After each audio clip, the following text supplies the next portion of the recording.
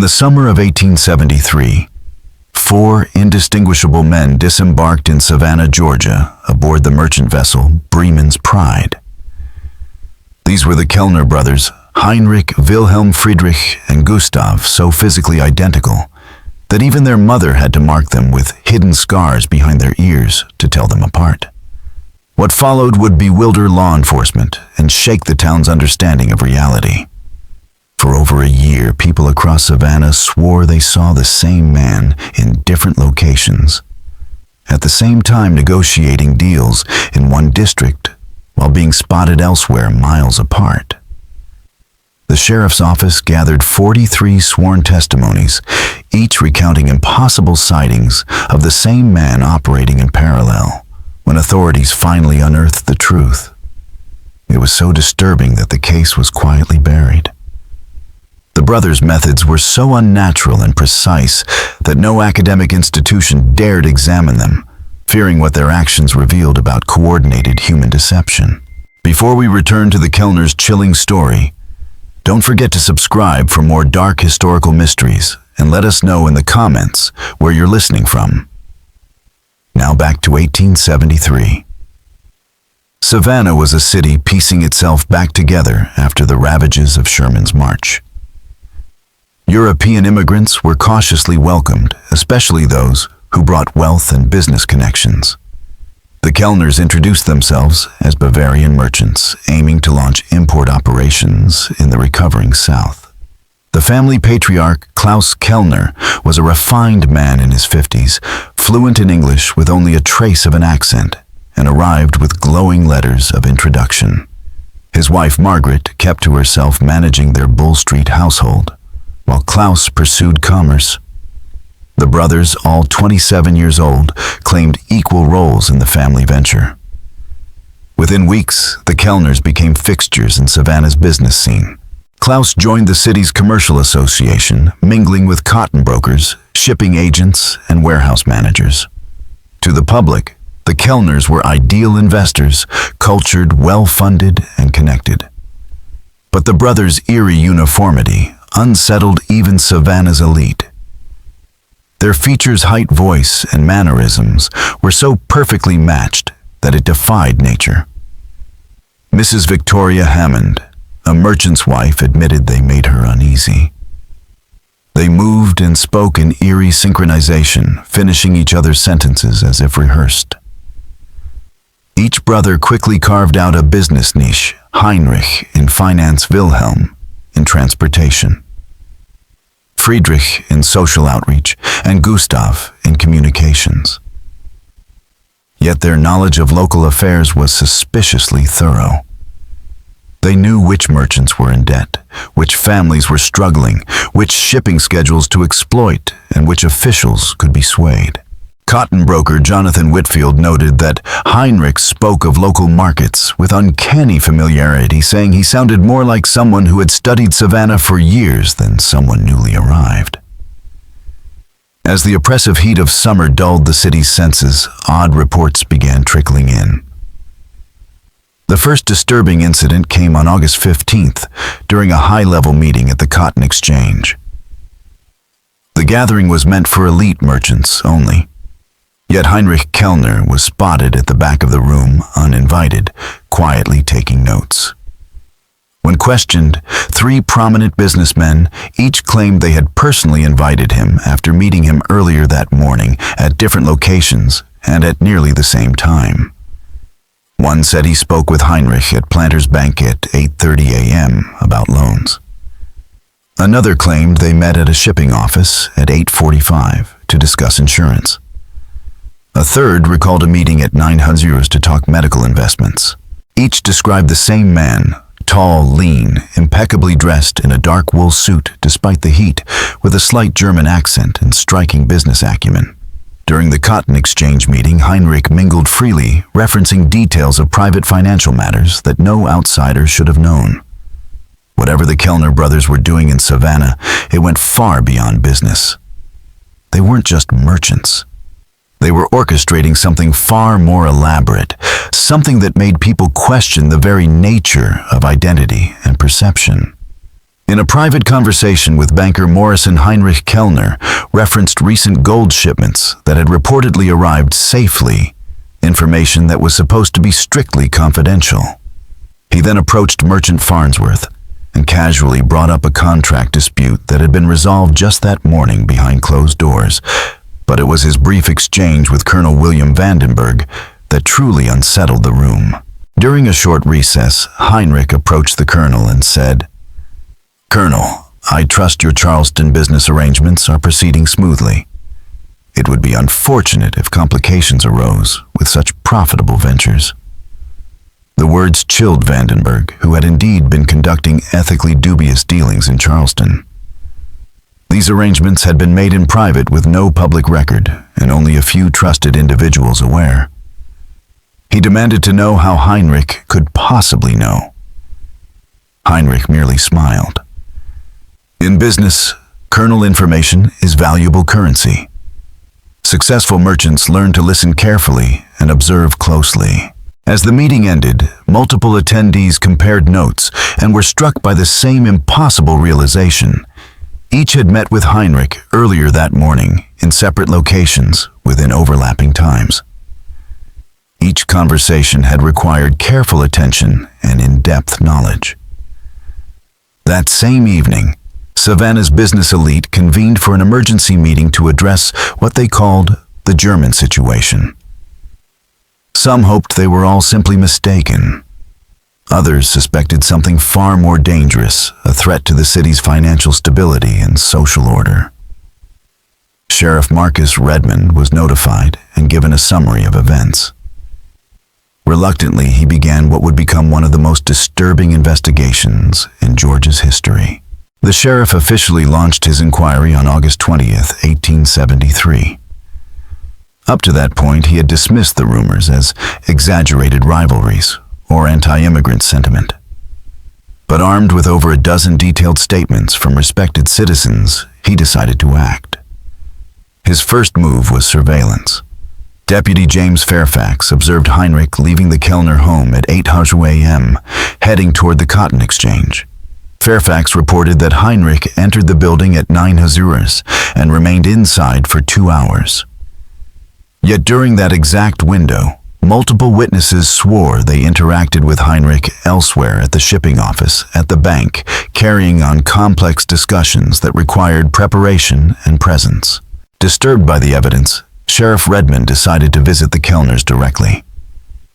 On August 25th, he arrived at their Bull Street residence. Klaus Kellner greeted him with cordial formality in a richly decorated parlor filled with Bavarian furniture and stacks of business letters. Sheriff Redmond Klaus said with calm assurance, "I understand there's been some misunderstanding about my son's business affairs. I'm sure we can resolve any confusion." When the sheriff requested to speak with all 4 sons, Klaus hesitated. "They're currently attending to separate appointments," he said. Yet within 30 minutes, all 4 brothers returned, each arriving independently, but within minutes of each other. When questioned, the brothers explained their activities with effortless poise. "We keep strict schedules," Heinrich said, to avoid overlap and ensure efficiency. But Redmond sensed something unnatural. The brothers used subtle signals, brief glances, minimal gestures to communicate. Their answers were synchronized, detailed, and matched witness accounts of simultaneous events. They seemed not only to know what each other had said, but also how to explain it, as though sharing a single collective memory. Sheriff Redmond directly challenged Heinrich. "Multiple respected witnesses saw you at the cotton exchange from 9 to 11 this morning. Others insist you were at the shipping office at the same time." "How do you explain that?" Heinrich answered without hesitation. "Memory plays tricks, Sheriff. People often confuse dates. I'm sure a second look will clear things up." But Redmond had already confirmed the facts, and Heinrich's dismissive calm only deepened the mystery. Over the following weeks, the sheriff intensified his investigation. What he uncovered in Klaus Kellner's study changed the nature of the case. Letters written in coded language referenced client assessments, security evaluations, and opportunity schedules, phrasing that felt more strategic than commercial. Most alarming were dossiers on Savannah's elite financial weaknesses, personal scandals, daily routines. The depth and accuracy of the information pointed to long-term surveillance. The Kellners hadn't simply arrived with capital, they had come armed with intelligence tactics and an uncanny ability to bend perception itself. And Savannah, unaware, had welcomed them with open arms. Sheriff Redmond was no longer dealing with a case of mistaken identity or business rivalry. The evidence now pointed to a full-scale intelligence operation disguised as commerce orchestrated by the Kellner brothers. What began as an inquiry into suspicious business dealings had evolved into the exposure of an unprecedented criminal network. These brothers weren't merely gathering competitive information. They were systematically identifying weaknesses, secrets, and exploitable opportunities across Savannah's elite. What made the operation so dangerous was its reach. Telegraphs from Charleston, Augusta, and Atlanta confirmed similar sightings, identical German brothers with eerie knowledge of private affairs operating on overlapping schedules. It became clear that the Kellners were replicating their methods in multiple cities, creating the illusion of omnipresence and supernatural awareness through meticulous organization and flawless execution. The turning point came when Deputy Fairfax, during routine surveillance, observed something undeniable. At exactly 10:00 a.m., he watched Heinrich enter the cotton exchange. At that same moment, another identically dressed figure entered the shipping office just 3 blocks away. Both moved with Heinrich's distinct gait and mannerisms. There was no mistake, this wasn't one man with impossible abilities. It was multiple individuals, each perfectly synchronized. Sheriff Redmond now understood the heart of their deception. The brothers' identical appearances were more than a coincidence. They were the cornerstone of a system designed to manipulate perception. They divided their tasks, memorized each other's conversations, and maintained exhaustive written records. Their system allowed them to appear as one omniscient figure, capable of handling immense business dealings and wielding unnatural insight. The investigation uncovered that each brother had a specialization. Heinrich the financier gathered intelligence on loans, investments, and account holdings. Wilhelm monitored trade and transportation routes. Friedrich mingled in social circles, picking up rumors, secrets, and scandal. Gustav, the archivist, coordinated the operation, maintained their intelligence files, and directed how the information would be used. Their reach extended into the working class.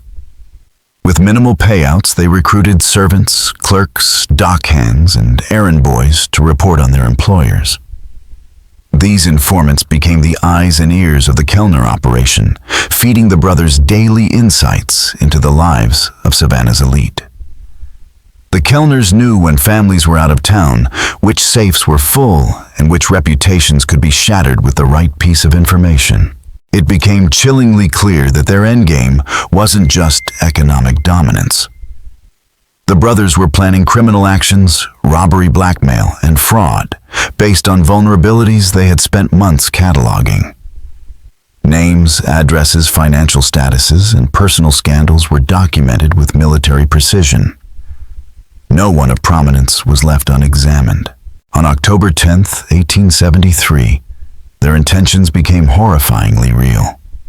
That night, Colonel Augustus Vandenberg, one of Savannah's most respected cotton factors, hosted an elegant dinner party. While guests dined, thieves slipped into his private study. They bypassed the obvious valuables and went straight to a hidden safe known only to the colonel and his wife. The thieves opened it, removed specific documents, and left without a trace. The next morning, Colonel Vandenberg stood stunned in front of the open safe. They ignored silver cash and jewels, he told the sheriff. They took documents that could destroy me, papers no one else should have known existed. The selection of items made one thing clear: the thieves weren't looking for profit. They were after leverage. Sheriff Redmond traced the incident to the Kellners. Every detail of the crime pointed to their intelligence network. The break-in had been executed with insider knowledge information only obtainable through months of surveillance and infiltration. The Vandenberg robbery wasn't just a theft. It was a message. The Kellners now had the means to dismantle Savannah's social and economic order from within. And worse, this was only the beginning. Multiple guests at Colonel Vandenberg's dinner party vividly recalled encountering a polite German gentleman who was never formally invited. Although no member of the Kellner family had been on the guest list, several attendees later identified Heinrich Kellner as having mingled effortlessly among Savannah's elite that evening. Mrs. Adelaide Whitman, the colonel's sister-in-law, remembered speaking with him in the parlor. "He was so charming," she said. "He asked intelligent questions about Papa's business. I thought he was simply a curious friend of the colonel's." But her impression was quickly overshadowed by conflicting accounts. Other guests claimed they spoke to the same man elsewhere in the house at the exact same time. The butler spotted him in the kitchen, asking about service patterns. The groundskeeper reported seeing him near the stables, inquiring about security patrols. Upstairs guests recalled his interest in family portraits, though his focus, it turned out, was more on hallway access points and room placements than on art. Sheriff Redmond realized the horrifying truth: the Kellner brothers had used their identical appearances to execute a live reconnaissance operation under the cover of polite society. While one brother entertained guests on the first floor, others moved unnoticed through the house, analyzing vulnerabilities. The Vandenberg robbery hadn't been a burglary. It was a surgical strike executed with precision, born of long-term planning. The thieves had known exactly what to steal and how to bypass the home security. And it wasn't an isolated incident. Over the following weeks, Savannah's upper class experienced a wave of violations. Safes were emptied with uncanny precision. Confidential business plans surfaced in the hands of rivals. Anonymous letters demanding hush money arrived on the doorsteps of respected citizens. It was now evident to Sheriff Redmond that the Kellner brothers had turned their intelligence network into a weapon. They had built a criminal empire disguised as legitimate enterprise. Their targets were selected based on months of analysis. Their crimes were not spontaneous. They were the culmination of deep, meticulous surveillance and planning. Determined to expose them, Redmond devised a trap. He seeded false information through social channels, claiming that a wealthy merchant family would display a priceless jewelry collection at a lavish event. Unknown to the Kellners, the event was entirely fictitious, designed to lure them into action. Deputies were placed across the city to watch for reconnaissance activity. The result was staggering.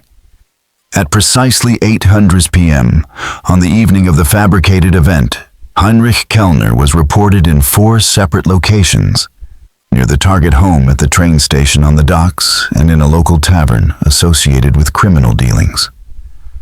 Each deputy described the same man, tall, well-dressed, with pale blue eyes and a leather portfolio. Each insisted it was Heinrich, and each sighting occurred simultaneously. The illusion of omnipresence had finally been documented beyond dispute. Redmond realized that local resources were no longer enough. The Kellner brothers' operation posed a threat to Savannah's entire economic and social fabric. He contacted the federal government and requested outside help. On November 15, 1873, Detective Inspector William Carrington arrived in Savannah, representing the Pinkerton Detective Agency. Known for their work on high-level cases across the country, the Pinkertons brought modern investigative techniques, including surveillance photography and coordinated observation teams.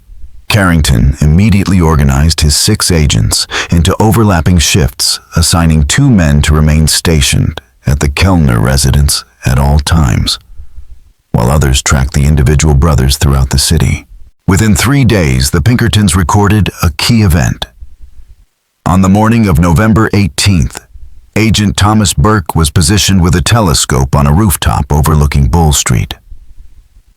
At 8:15 a.m., he watched Heinrich Kellner leave the family home wearing a dark blue coat and carrying a leather portfolio.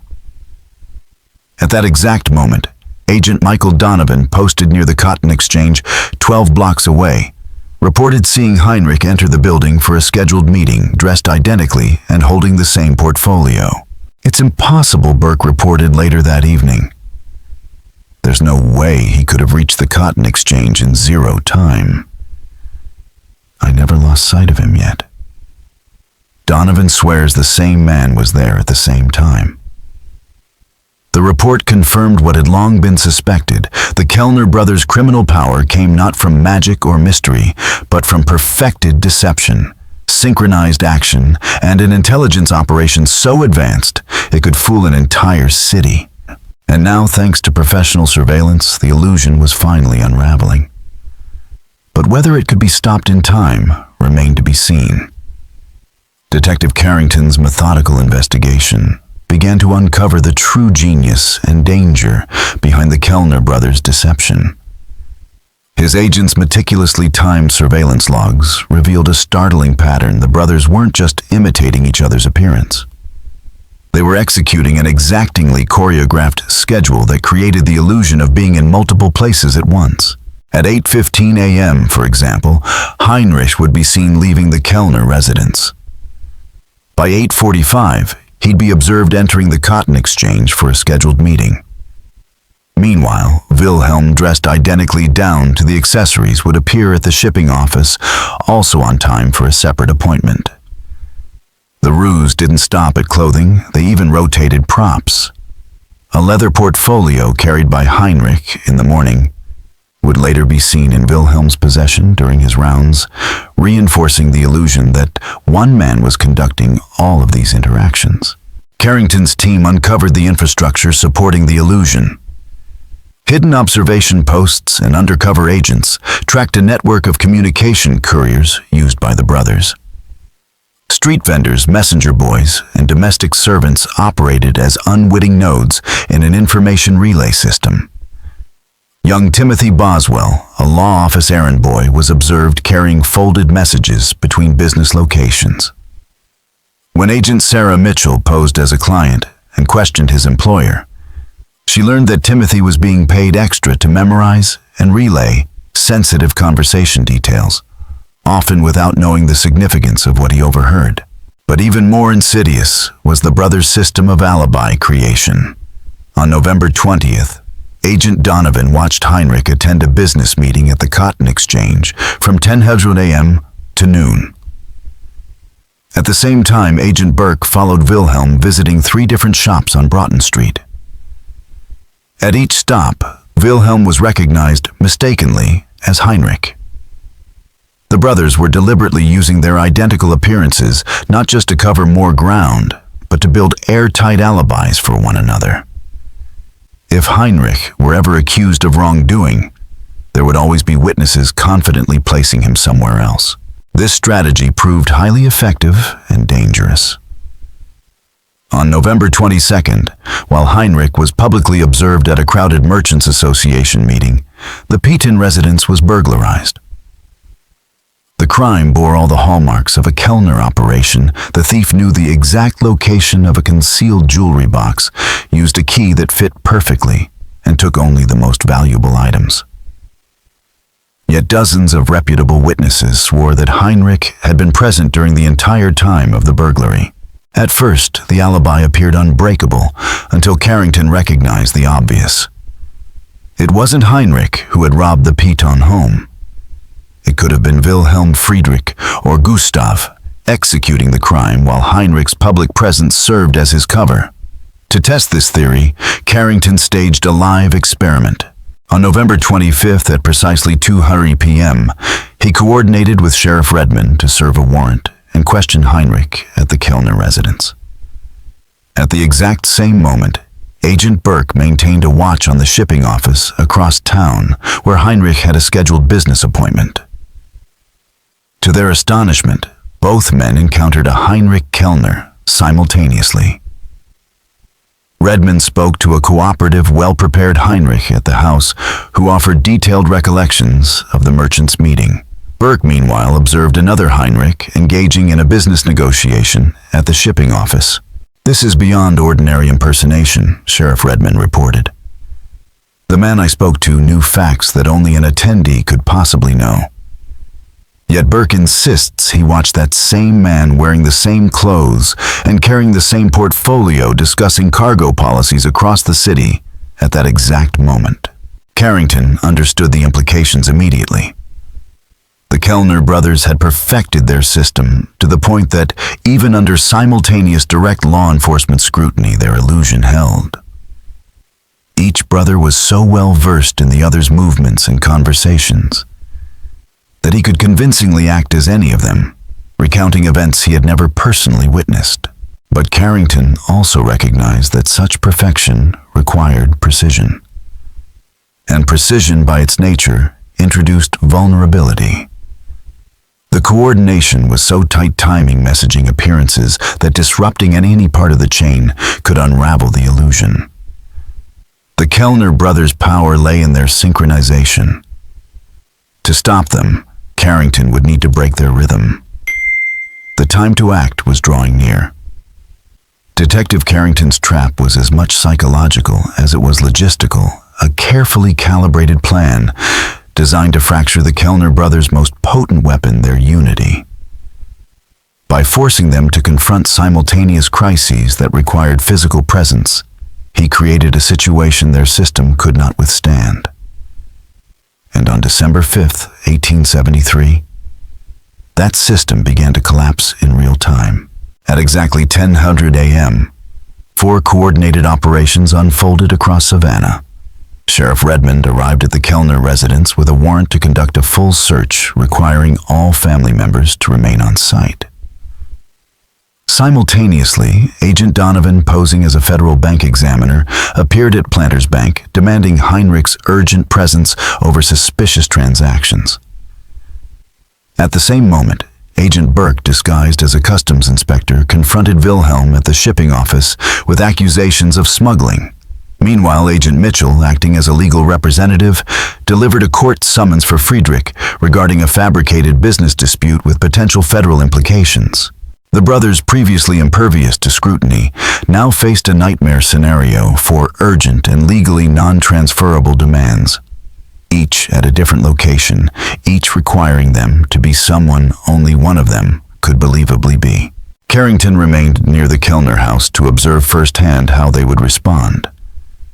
As Sheriff Redmond entered the residence, he found all 4 brothers present, calm on the surface. But beneath that calm, Carrington noted immediate cracks. Heinrich, normally confident, had a slight tremble in his hands as he provided documentation.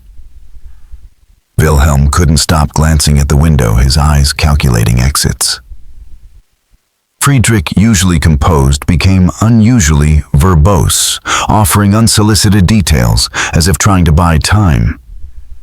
Gustav said nothing, but his eyes flicked around the room, wide and panicked. Then a messenger arrived, claiming urgent business requiring Heinrich's presence elsewhere. The brothers exchanged a flurry of eye contact, a silent, fractured attempt at coordination. Breaking their usual pattern, Heinrich abruptly insisted he had to leave. "This appointment cannot be delayed. It's a federal obligation." But Redmond, unmoved, replied, "Your warrant requires you to remain present. You're not going anywhere."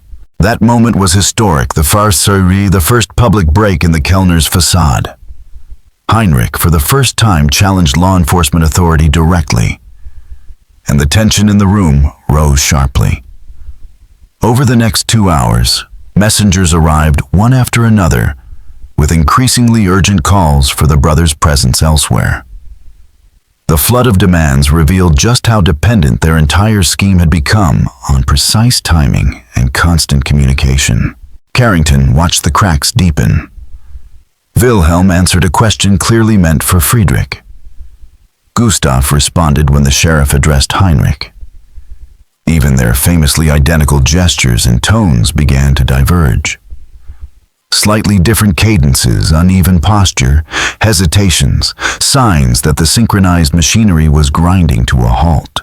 At noon, Carrington triggered the final blow.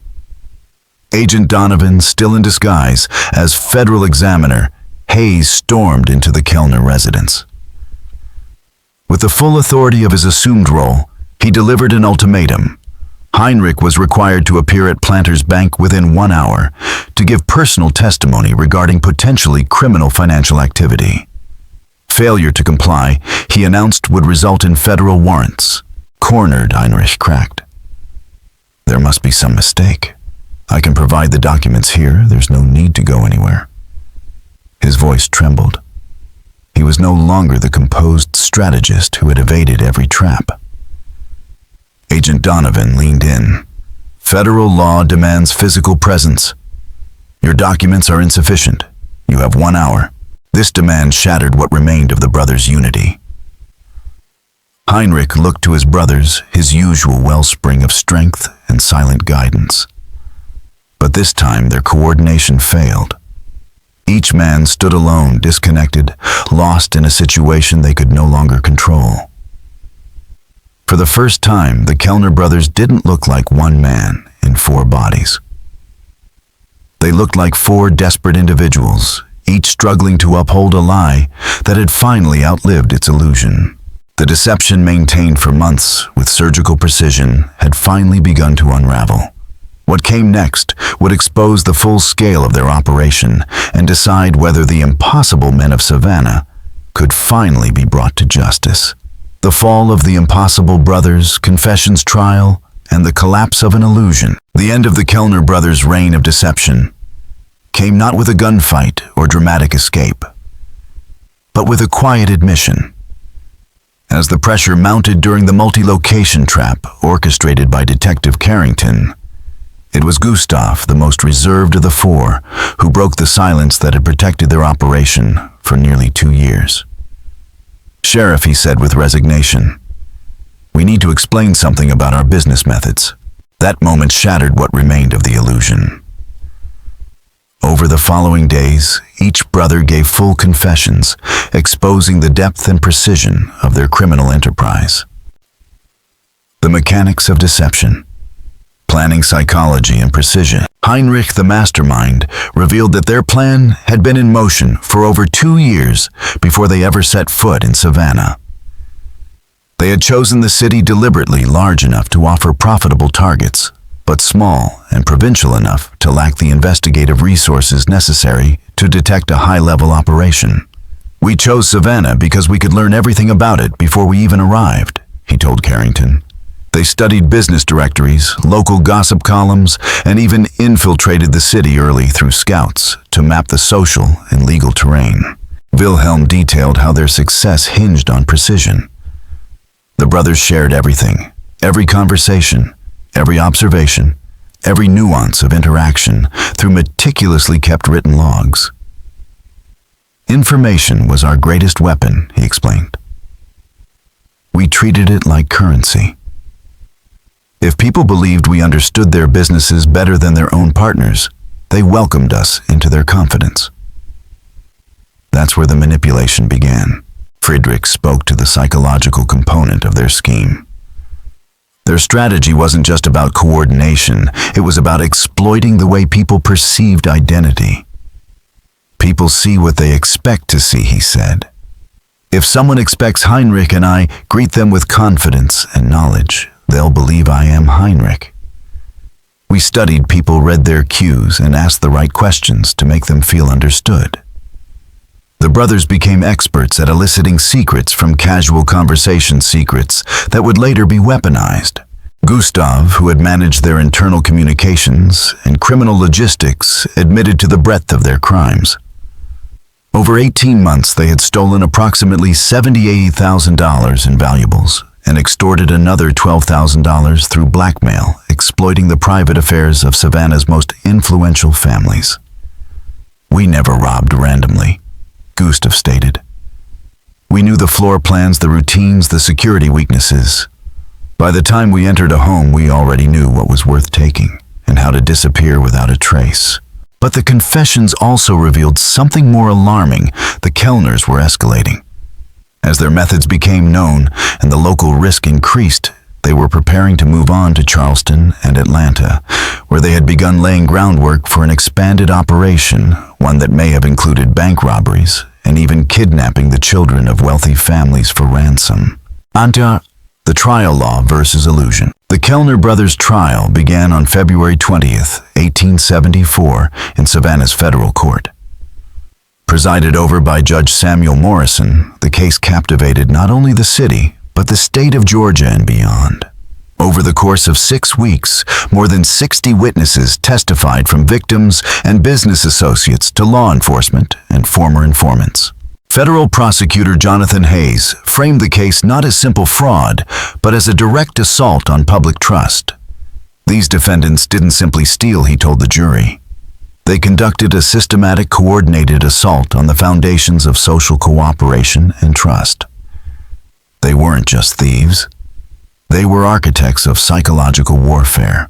Defense attorney Marcus Williams attempted to separate the crimes from the conspiracy. "My clients are guilty of theft and deception," he admitted. "But this is not a mafia or a criminal syndicate. It's a series of independent acts carried out under a clever but ultimately unsustainable method." But the prosecution's evidence was overwhelming. The hundreds of pages of seized logs, diagrams of homes, detailed records of personal secrets, financial movements, and law enforcement patrol patterns proved not only intent but infrastructure. The brothers had not committed opportunistic crimes.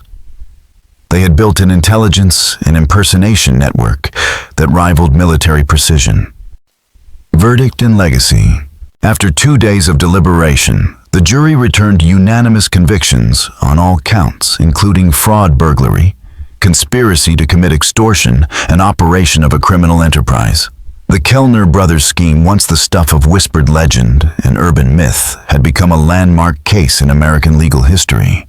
The Impossible Brothers had weaponized identity, exploited trust, and shown how fragile the fabric of perception can be when manipulated by precision and psychology. Their downfall wasn't just a victory for law enforcement. It was a lesson in the vulnerability of human memory, routine, and belief. Their convictions would later influence legal reforms surrounding impersonation, identity fraud, and coordinated criminal activity. But in 1874, it served as one stark reminder to the people of Savannah: sometimes the most dangerous criminals are not the ones who lurk in the shadows, but those who stand in front of you wearing a familiar face. Here is your rewritten, engaging, and clear version of the final segment, preserving the full plot while enhancing flow, tightening language, and removing redundancy. Justice and aftermath. The legacy of the Kellner Brothers. Judge Samuel Morrison sentenced each of the Kellner brothers to 12 years in federal prison, declaring that their crimes marked a new category of criminal sophistication that demanded harsh punishment. These defendants have proven that our traditional understanding of criminal capability is no longer enough, he stated at sentencing. Their exploitation of human psychology and perception requires new investigative strategies and new legal frameworks. To prevent further coordination, the brothers were sent to separate federal facilities, effectively ending their ability to cooperate. Heinrich and Wilhelm were released after serving 10 years, receiving credit for good behavior and limited cooperation with ongoing investigations. Friedrich, more defiant, served his full sentence without offering further assistance. Gustav, unable to adapt to prison life, died of tuberculosis in 1881, just 7 years into his sentence. After release, Heinrich and Wilhelm vanished, likely assuming new identities. Friedrich returned to Germany, where his trail went cold. German authorities reported no criminal activity under his name, though rumors occasionally emerged of similar impersonation schemes across the South and Europe. No conclusive evidence ever linked them to the Kellners. Through the investigation and the brothers' partial cooperation, $35,000 in stolen cash and jewelry was recovered and returned to victims. But much of the stolen wealth converted into gold and hidden currency was never found. The brothers refused to disclose its whereabouts. Detective William Carrington's investigative methods became the gold standard for handling complex criminal cases across the Southeast. His systematic approach, combining coordinated surveillance, psychological profiling, and meticulous record-keeping, set a precedent for modern law enforcement. His work on the Kellner case earned him national recognition as one of America's most skilled investigators. The case also prompted better collaboration between local and federal agencies. The Kellners had exploited jurisdictional gaps, and their crimes highlighted how vulnerable communities were when law enforcement failed to coordinate. Moving forward, multi-agency investigations became more common, with the Kellner case cited as a turning point. Sheriff Marcus Redmond, though never again encountering a case as complex, continued to investigate impersonation and deception schemes for the rest of his career. The Kellners remained a benchmark, the standard against which all other fraud operations were measured. The family's former residence on Bull Street was eventually sold to a respectable merchant family. Still, it retained a dark reputation. Whispers of what had happened behind its walls never truly faded. Locals began referring to it simply as the House of Mirrors, a place where nothing had been as it seemed.